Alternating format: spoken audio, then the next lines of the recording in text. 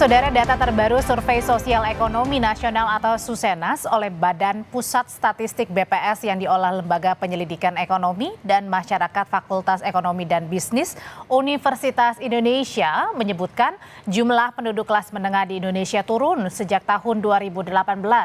Jumlah penduduk kelas menengah di Indonesia turun signifikan dalam beberapa tahun terakhir. Penyebabnya ditengarai akibat melemahnya daya beli dan minimnya kebijakan pemerintah untuk menopang kelas menengah.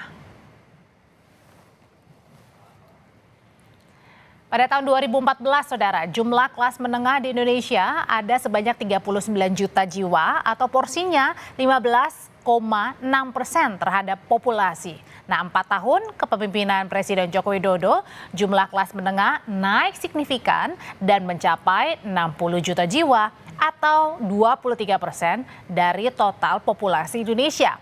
Tapi sejak pandemi COVID-19 dan juga selepas pandemi COVID sampai di akhir tahun 2023, jumlah kelas menengah Indonesia justru turun sampai 8,5 juta jiwa menjadi 52 juta jiwa. Angka ini hanya setara dengan 18,8% total populasi.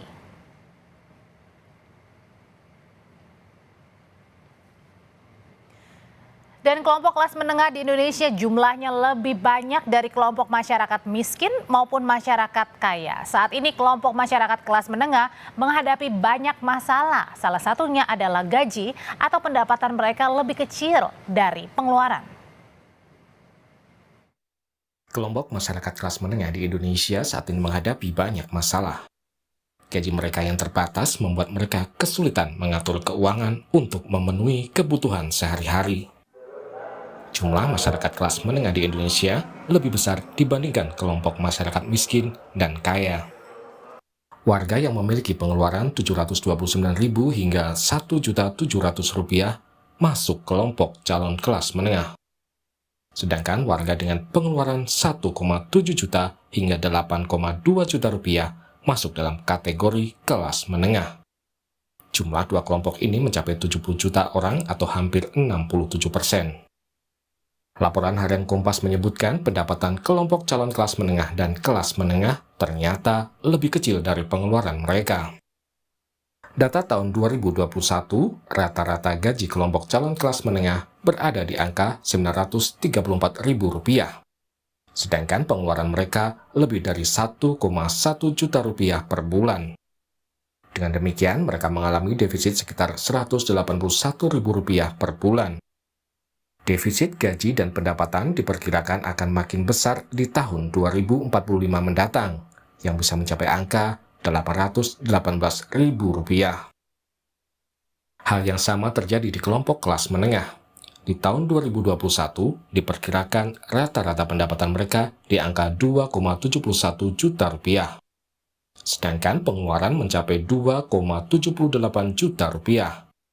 Ada selisih gaji dan pengeluaran sekitar Rp65.000. Di tahun 2045, selisih pendapatan dan pengeluaran diperkirakan bisa mencapai Rp431.000. Sebagian besar pengeluaran kelompok kelas menengah adalah untuk membeli rumah dan kendaraan. Untuk menutupi kekurangan, mereka biasanya mencari penghasilan sampingan. Rata-rata pengeluaran saya selama sebulan itu saya bisa dikatakan juga sebagai sandwich generation ya. Saya juga harus ingat orang tua di Jombang. Saya biasanya 4 juta. Pendapatan saya, alhamdulillah, kalau bisa dikatakan tuh lebih banyak di luar mengajar. Jadi seperti saya lebih banyak traveling karena saya bersama rekan ikut konsultan, kemudian ikut penelitian di kementerian seperti itu. Saat ini banyak program atau bantuan yang diberikan pemerintah pada kelompok masyarakat miskin. Banyak bantuan diberikan seperti BLT tunai, bansos beras, dan lain-lain. Sedangkan masyarakat kelas menengah yang hidup pas-pasan masih minim perhatian dari pemerintah. Tim Liputan, Kompas TV. Jadi kira-kira apa yang menyebabkan jumlah kelas menengah di tanah air menurun dan apa dampaknya? Kita bahas malam hari ini bersama Amalia Adininggar, PLT Kepala BPS yang juga Deputi Bidang Ekonomi, Badan Perencanaan Pembangunan Nasional Bappenas, Ada juga yang nanti akan segera bergabung, Deputi 3 Kepala Staf Kepresidenan Edi Priyono, dan sudah bergabung Direktur Eksekutif Center of Economic and Law Studies Elios atau Celios, Bima Yudhistira. Mas Bima, selamat malam. Bu Amalia, selamat malam. Selamat malam. Saya mau ke Bu Amalia dulu. Bu Amalia, jadi sebenarnya dimaksud kelas menengah versinya BPS ini yang pendapatannya berapa sih, Bu?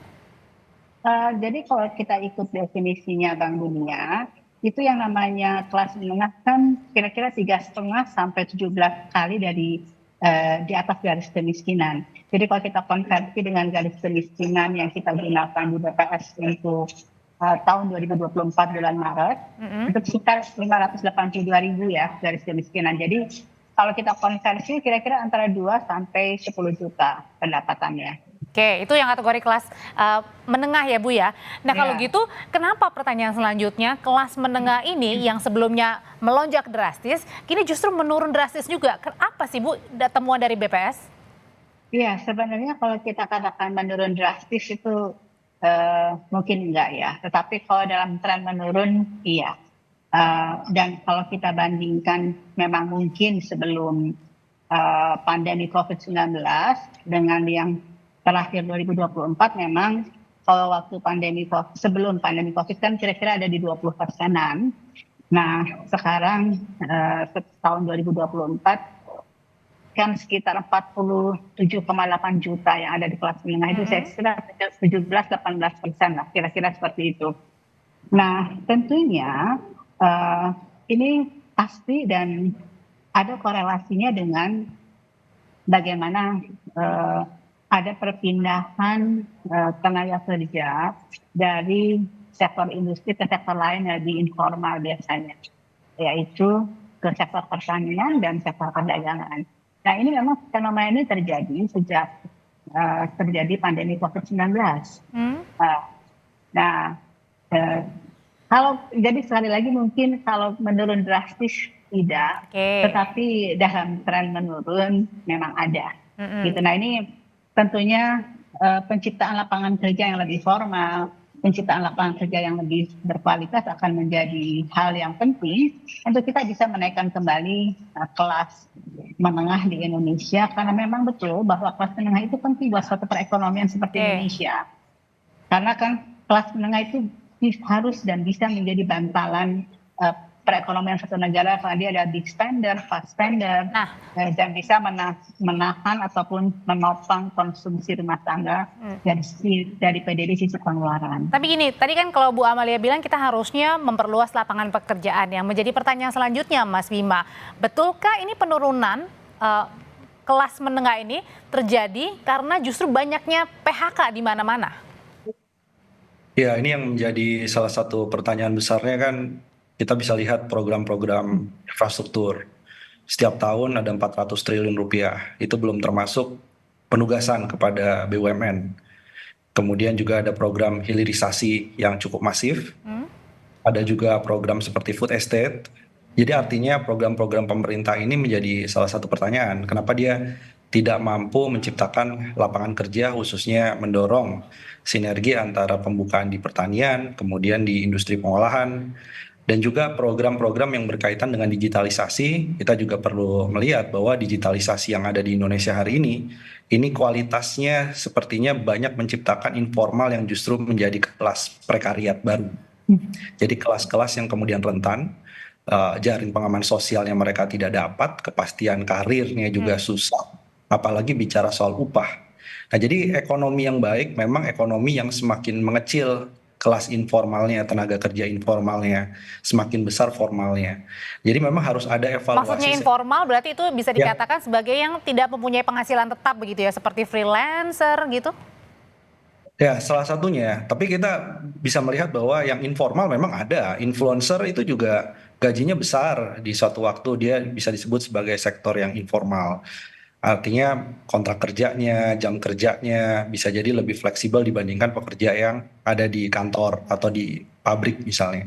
Tapi di sisi yang lain yang fakta ditemukan bahwa kelas informal atau pekerja informal yang banyak ini banyak sekali di sektor yang pendapatannya rendah. Oke. pedagang UMKM, ya sebagian besar adalah usaha mikro. Nah, satu lagi di antara itu yang kita sebut sebagai bekerja, itu kan ada angkatan kerja yang pengangguran. Nah, sekarang yang pengangguran ini harus dispesifikan lagi, masalah utamanya adalah pengangguran usia muda. Kemudian ada lagi yang sudah dapat ijazah, tapi kemudian menjadi hopeless of job.